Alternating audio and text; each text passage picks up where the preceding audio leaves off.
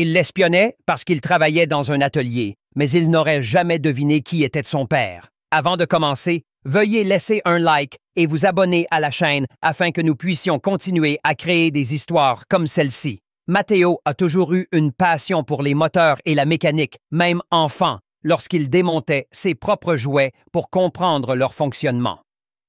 Au fil des années, il a perfectionné ses compétences en réparant les vélos de ses amis et en restaurant de vieilles motos qu'il trouvait dans la casse de la ville. Sa famille n'avait pas beaucoup d'argent, alors la vie lui avait appris dès son plus jeune âge à être débrouillard pour obtenir les pièces dont il avait besoin et à réparer chaque objet avec créativité. Il n'avait jamais pensé que ce talent inné le mènerait à travailler dans un modeste atelier, où il trouvait chaque jour de nouvelles façons d'améliorer ses compétences et d'apprendre. Il travaillait avec zèle et dévouement, arrivant plus tôt que tout le monde pour préparer les outils et laisser l'endroit impeccable. Pourtant, chaque fois qu'il essayait de se lier d'amitié avec un groupe de jeunes riches qui passaient par là, il n'était qu'observé et accueilli par des remarques irrespectueuses. Ces garçons, qui portaient des vêtements de marque et conduisaient des voitures coûteuses, le méprisaient et le traitaient de menteur. Matteo, loin de s'offusquer ouvertement, gardait en lui la tristesse de ne pas être apprécié et la transformait en une motivation pour s'améliorer dans ce qu'il aimait. Il n'en parlait à personne. Mais chaque fois qu'il était seul dans l'atelier, il se souvenait des conseils de son père, un homme qu'il ne voyait pas souvent, mais qui l'avait toujours encouragé à suivre ses rêves depuis son enfance. Il était convaincu que la véritable grandeur se manifestait par l'humilité et le travail acharné, et non par la vantardise et le luxe. Cependant, les paroles blessantes des jeunes riches revenaient sans cesse dans son esprit, surtout à la fin de chaque journée de travail, ce qui le faisait douter de pouvoir un jour sortir de cette vie modeste. Pourtant, il gardait la tête haute, fier de ses compétences et refusant de s'incliner devant l'arrogance de ceux qui jugeaient uniquement sur les apparences. À l'intérieur, Matteo gardait un secret incontestable. Son père n'était pas un simple ouvrier, mais l'un des entrepreneurs les plus influents du pays, propriétaire de plusieurs entreprises automobiles et d'une fortune incommensurable. Comme il savait que les gens le traiteraient différemment s'ils apprenaient sa véritable origine, il avait décidé de cacher ce détail avec soin. Ses collègues de l'atelier le voyaient comme un modèle, mais peu connaissaient sa véritable histoire et les motivations qui l'avaient conduit à tracer son propre chemin. Quand les jeunes riches s'approchaient pour se moquer de lui, il essayait de rester calme et de les aider, en montrant chaque facette de sa personnalité. Mais l'humiliation constante éveillait en lui un désir de rédemption. Il estimait injuste qu'on le méprise à cause de son métier, tout en souhaitant secrètement qu'il découvre qui il était vraiment.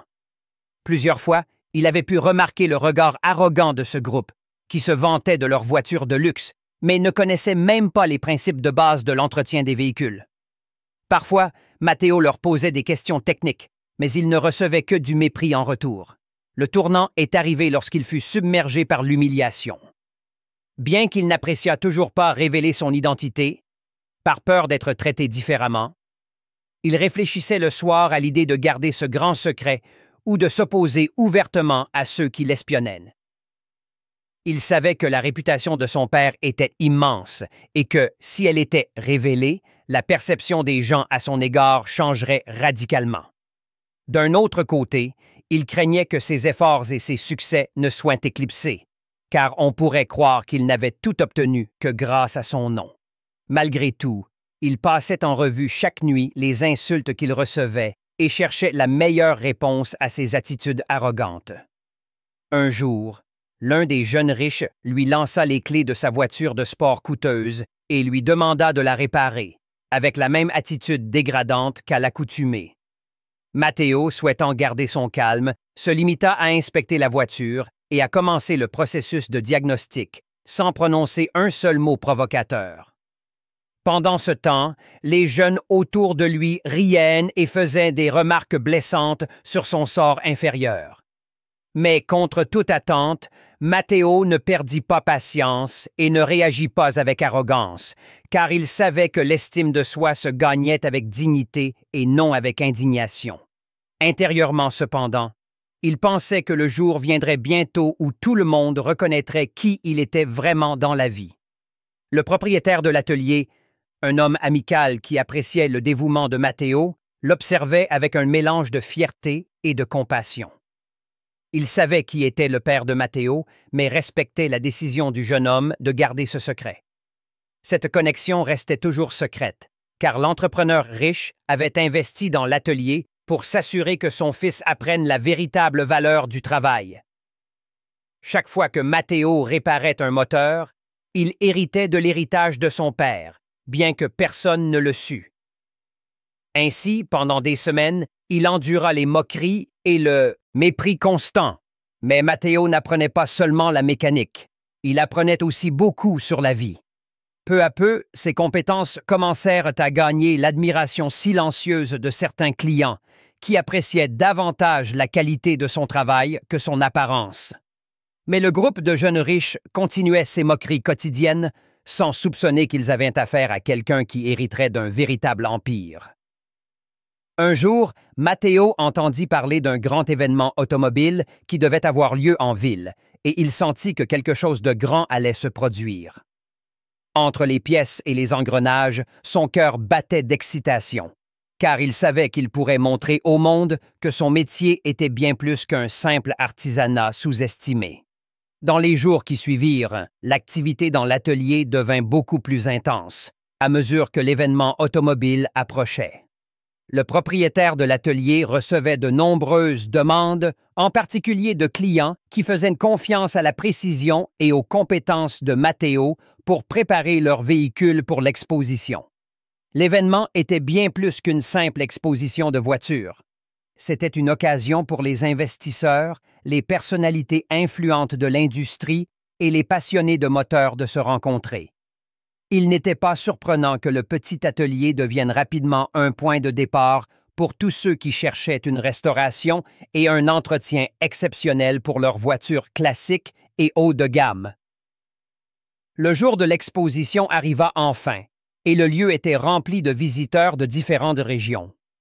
L'atmosphère était animée, les voitures brillaient, certaines avec des modifications extravagantes, d'autres dans une propreté presque muséale. Dans l'une des zones principales, les véhicules sponsorisés par la société du père de Matteo occupaient une place de choix, bien que presque personne ne connût le véritable créateur de cette section. Parmi les visiteurs se trouvaient des investisseurs, des célébrités et des journalistes spécialisés dans le sport automobile, tous excités par les dernières innovations et à la recherche d'opportunités d'affaires. Matteo arriva seul, en tenue de travail et avec une casquette qui protégeait ses cheveux de l'huile et de la poussière, car il avait été invité par le propriétaire de l'atelier pour aider avec les problèmes techniques. La surprise fut grande pour beaucoup, car l'un des clients les plus respectés du propriétaire de l'atelier, un coureur et entrepreneur, insista pour que Matteo explique les améliorations apportées à son véhicule. Sous les yeux étonnés des spectateurs, le jeune mécanicien monta sur une scène improvisée et commença à expliquer les modifications apportées au système d'injection, le calibrage, de la suspension et d'autres ajustements détaillés qui conféraient à la voiture des performances extraordinaires. Ces paroles, empreintes de savoir et de confiance, captivèrent le public, qui ne s'attendait pas à ce qu'un jeune homme si simplement vêtu en sût autant sur une voiture hautement développée. Certains journalistes s'approchèrent pour l'interviewer, et ses réponses claires et passionnées firent changer d'avis beaucoup de gens à son sujet. Même ses amis riches se tenaient parmi les spectateurs et ne pouvaient croire que celui qu'ils avaient souvent moqué était maintenant au centre de l'attention. Bien que Matteo commençât à se démarquer, il garda le secret sur l'identité de son père. Il ne voulait pas être apprécié uniquement à cause de son nom, mais pour ses compétences techniques et sa passion indéniable. Cette modestie attira l'attention des entrepreneurs et des experts, qui souhaitaient en savoir plus sur le jeune mécanicien. Les amis riches se sentaient offensés et se demandaient ce qui se serait passé si Matteo les avait directement confrontés à leurs tentatives mesquines. Mais il les ignora et continua à se concentrer sur le partage de ses connaissances. Lorsque l'annonce d'une prochaine compétition amicale pour mécaniciens fut faite, où les professionnels effectueraient des tests de diagnostic et de réparation en temps réel, Matteo accepta l'invitation et s'inscrivit. Motivé par la perspective d'une reconnaissance publique et d'une possible collaboration avec de grandes marques automobiles, il voulait prouver qu'il n'était pas nécessaire d'avoir un nom célèbre pour réussir. La compétition commença et Matteo, un peu nerveux mais déterminé, releva le défi. Lorsqu'il ouvrit le moteur de la voiture et commença le diagnostic, il remarqua l'étonnement du public, qui admirait la vitesse et la précision avec lesquelles il utilisait les outils et résolvait le problème. Même certains participants expérimentés commencèrent à montrer de la frustration, car ils n'arrivaient pas encore à identifier le problème. Matteo, en revanche, travaillait avec un calme et une certitude que personne n'avait anticipé. À la fin, Matteo répara la voiture plus rapidement que tous les autres, et lorsque la compétition fut terminée, il fut couronné vainqueur. Le public applaudit et les médias se précipitèrent pour l'interviewer. Matteo accepta son prix et remercia tous ceux qui l'avaient soutenu sans révéler l'identité de son père. La nouvelle de sa victoire se répandit rapidement et de plus en plus de gens vinrent à l'atelier pour le rencontrer. Matteo resta modeste, mais il ressentait la pression croissante due aux spéculations grandissantes sur son origine et ses connaissances. Certains journalistes soupçonnaient que son père était lié à l'événement, mais Matteo savait que la vérité finirait par éclater. Un jour, il reçut un appel de son père qui le félicita et lui dit « Je suis fier de toi, fils. Nous parlerons bientôt. » Matteo se sentit submergé, mais il savait que c'était le début d'un changement dans sa vie. Ce geste paternel avait une grande signification pour lui, et l'appel ne passa pas inaperçu auprès du propriétaire de l'atelier, qui sourit d'un air entendu et demanda s'il s'agissait de son père. Matteo hocha la tête, sans donner plus d'explications. L'homme lui tapa sur l'épaule et dit « Je suis content que vous ayez enfin une communication plus étroite. » Mais derrière la joie, il y avait une certaine inquiétude dans les yeux du propriétaire de l'atelier. Il savait que l'identité du père de Matteo serait bientôt rendue publique, ce qui pourrait causer des problèmes et attirer une attention non désirée. Néanmoins, il respectait la décision de Matteo et était prêt à le soutenir. Alors que la renommée de Matteo grandissait, des personnalités influentes commencèrent à apporter leurs voitures à l'atelier, fascinés par le mécanicien mystique qui, selon la rumeur, accomplissait des miracles. Les amis riches étaient suspicieux et jaloux.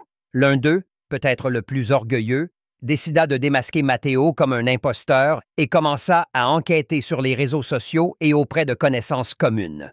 Mais il ne trouva que des informations pointant vers une vie simple, sans luxe, ce qui contredisait sa théorie. Cependant, l'un de ses amis commença à remettre en question son attitude envers Matteo, après avoir repensé au moment où il s'était moqué de lui. Il se sentit coupable et rendit visite à l'atelier pour s'excuser. Matteo le traita avec gentillesse et professionnalisme, ce qui toucha profondément le jeune homme et changea son opinion. Pendant ce temps, la presse locale s'intéressait de plus en plus à Matteo et à son père mystérieux, surtout après la fuite d'informations concernant un magnat important de l'industrie automobile qui avait joué un rôle dans la dernière exposition et qui aurait des liens avec Matteo. Les spéculations augmentaient et de plus en plus de reporters se rassemblaient devant l'atelier. Matteo se sentait de plus en plus sous pression et ne savait pas s'il devait se réjouir que la vérité éclate ou s'il voulait rester dans son monde simple. Un jour, un homme élégant en costume se présenta, se disant le secrétaire personnel d'un investisseur anonyme qui souhaitait rencontrer Matteo pour discuter d'une opportunité professionnelle unique. Matteo accepta, bien qu'il fût méfiant. Chez lui, sa mère l'accueillit avec un sourire nerveux et un message urgent qu'elle lui remit, provenant du bureau de poste. C'était une lettre de l'entreprise de son père. Les amis riches qui l'avaient espionné auparavant découvrirent que le mécanicien venait d'une famille aisée. Au début, certains refusèrent d'y croire, convaincus qu'il s'agissait d'une erreur ou d'un mensonge de la presse pour vendre des gros titres. Mais peu à peu, les pièces du puzzle s'assemblaient. Le mystérieux secrétaire, l'exposition automobile où Matteo avait joué un rôle déterminant, les prix qu'il avait reçus et surtout le manque d'informations claires sur sa famille. Tout indiquait qu'il était en effet lié à un puissant magnat. Les réactions du cercle d'amis furent variées. Certains étaient remplis d'envie et de colère, se sentant ridiculisés d'avoir espionné quelqu'un qui était plus riche qu'eux. D'autres, plus pragmatiques, y virent une opportunité de se rapprocher de Matteo pour obtenir des faveurs, des contacts ou au moins présenter des excuses afin de ne pas fermer des portes à l'avenir. Le garçon qui avait récemment visité l'atelier et se sentait coupable se demanda s'il devait s'excuser auprès de Matteo ou s'abstenir pour ne pas aggraver les choses. Pendant ce temps, l'afflux de clients à l'atelier ne s'arrêtait pas. La publicité involontaire générée par la participation de Matteo à la compétition et les rumeurs sur son origine faisaient venir chaque jour plus de monde pour attirer son attention. Matteo s'efforçait d'offrir le meilleur service, tout en étant confronté à des questions curieuses sur sa vie familiale. Certains clients posaient des questions avec bienveillance, d'autres tentaient de lui soutirer des informations par pure curiosité. Même certains journalistes rôdaient à l'extérieur, espérant prendre une photo ou obtenir une déclaration confirmant l'identité de son père. La soudaine popularité commençait à croître, car l'atelier, qui était autrefois un lieu de refuge, était maintenant devenu une vitrine. Lorsque le téléphone sonnait, Matteo craignait souvent que quelqu'un essaie à nouveau de s'immiscer dans sa vie. D'un autre côté, avec un mélange de nostalgie et de peur, il attendait un appel de son père pour discuter de son entrée dans l'entreprise ou du moins avoir une conversation honnête sur ce que signifiait faire partie de ce monde. Mais les jours passaient sans réponse. Enfin, une lettre arriva à l'atelier, une invitation formelle à un gala de charité organisé par l'entreprise de son père. C'était un gala de bienfaisance auquel participaient des directeurs, des investisseurs et des personnalités éminentes de la haute société. Ce qui surprit le plus Matteo, c'est que son père lui avait demandé de l'accompagner et de se présenter officiellement à l'entreprise. L'idée d'assister à ce gala lui retournait l'estomac. Il ne savait pas comment se comporter dans un tel environnement, quoi porter ni comment interagir avec tant de personnes luxueuses. Il se demandait comment les gens réagiraient s'il apparaissait soudainement comme un garçon mécanicien portant un nom que beaucoup vénéraient. Mais quelque chose en lui disait qu'il était peut-être temps de se montrer et de dissiper les rumeurs une fois pour toutes. Après mûre réflexion, Matteo décida de suivre son chemin, simplement, sans se présenter plus que nécessaire, mais avec la dignité qu'il avait acquise par son travail acharné. Avec le soutien du propriétaire de l'atelier, il trouva un costume simple mais élégant. Sa mère l'aida à choisir la cravate et lui donna des conseils d'étiquette qu'elle avait appris lorsqu'elle travaillait comme assistante pour une dame de la haute société. Malgré sa nervosité, Matteo se sentait renforcé par un petit réseau de soutien qui l'aidait à relever ce défi. Le jour du gala, en se regardant dans le miroir, il se remémora toutes les fois où il s'était senti méprisé par les amis riches. Il pensa à la manière dont le destin pouvait complètement changer la vie d'une personne et se demanda s'il voulait vraiment leur montrer qui était son père.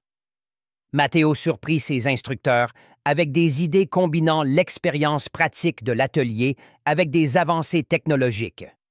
Lorsqu'il apprit ces commentaires, son père fut plus que convaincu que son fils pourrait diriger des projets qui révolutionneraient l'industrie. Bien sûr, tout n'était pas harmonieux. Certains instructeurs regardaient l'arrivée de Matteo avec méfiance, craignant que son inexpérience dans l'environnement de l'entreprise ne mette en péril la stabilité de la société. D'autres, en revanche, tentaient de se rapprocher de lui pour gagner ses faveurs et améliorer leur position. Matteo remarqua ces manœuvres et resta vigilant, comme avec les amis riches, essayant de distinguer qui agissait sincèrement et qui avait des intentions opportunistes pour profiter de sa chance. Son père intervint au bon moment, rappelant à tous que Matteo était en phase d'apprentissage et ne prendrait pas de décision importante tant qu'il ne serait pas prêt. Cette protection paternelle était rassurante, mais aussi troublante pour Matteo. Il ne voulait pas apparaître comme quelqu'un qui bénéficiait de privilèges et recevait une protection spéciale, mais démontrer qu'il pouvait apporter une valeur ajoutée par ses propres performances. Après beaucoup d'allers-retours, le moment arriva enfin. Une nouvelle compétition pour mécaniciens fut organisée, cette fois sponsorisée par l'entreprise de son père. L'objectif était de promouvoir les talents locaux et de découvrir de jeunes talents en mécanique et en technologie automobile. Matteo hésita à participer, craignant qu'on l'accuse de favoritisme. Mais son père lui assura que les règles étaient strictes et qu'il concourait dans les mêmes conditions que tous les autres participants. Après mûre réflexion, Matteo accepta, voyant cela comme une bonne opportunité pour prouver que son nom n'était pas la seule chose qui le distinguait. Le propriétaire de l'atelier l'encouragea également, soulignant qu'il ne devait pas se laisser intimider par les préjugés, mais faire ce qu'il savait faire de mieux, réparer des moteurs avec passion. Lorsque les inscriptions commencèrent, de nombreux jeunes étaient enthousiastes à l'idée d'être reconnus par une entreprise renommée. Parmi eux, un groupe de jeunes regardait Matteo avec une certaine réticence, le voyant comme le favori qui gagnerait certainement grâce à l'influence de son père. D'un autre côté, il y avait ceux qui l'admiraient et voulaient suivre ses traces pour apprendre autant que possible de lui. Matteo se prépara avec diligence, étudiant des manuels et s'entraînant sur différents types de véhicules. Le propriétaire de l'atelier et ses collègues l'aidèrent, sachant que la pression était cette fois-ci double. Il ne devait pas seulement prouver sa valeur, mais aussi faire taire les critiques qui l'accusaient d'être privilégié ou à l'aise. Le jour de la compétition arriva, et le scénario était très similaire à celui de l'événement précédent. Plusieurs postes de travail, des voitures avec des défauts intentionnellement installés et un chronomètre pour mesurer le temps des réparations. Matteo prit sa place et ressentit un picotement dans l'estomac.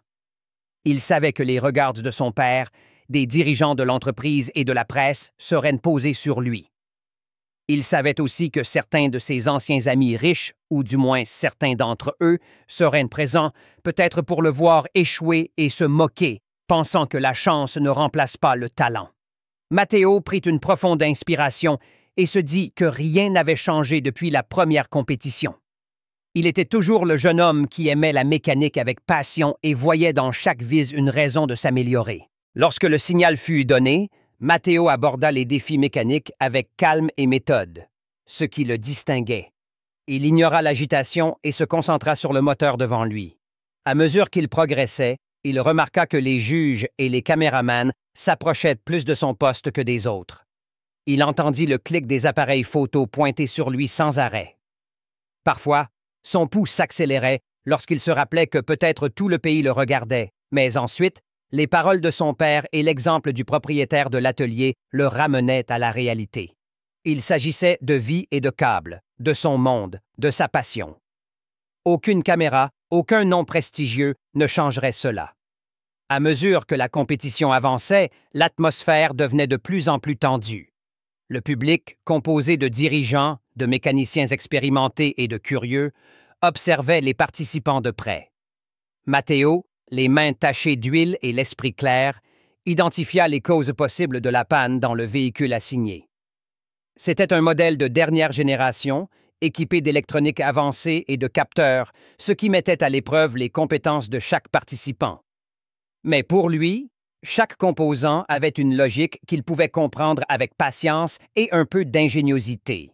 La pression était forte, car tous les regards étaient tournés vers sa performance, mais il se souvenait que la véritable satisfaction résidait dans la maîtrise du défi par ses propres compétences.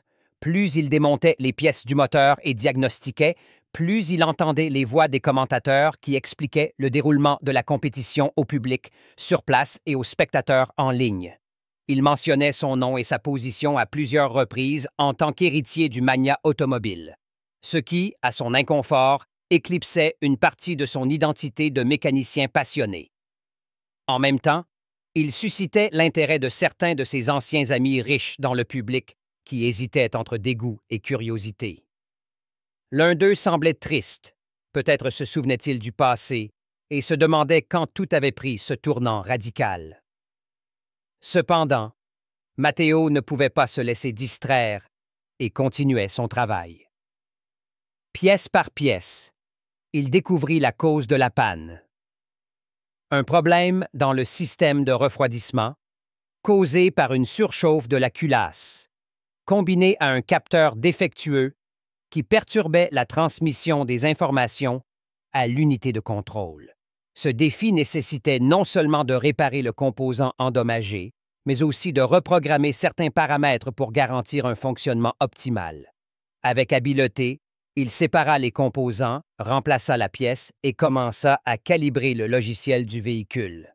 La sueur coulait sur son front et mouillait son dos, mais dans son esprit, il n'y avait que la détermination à réussir la réparation.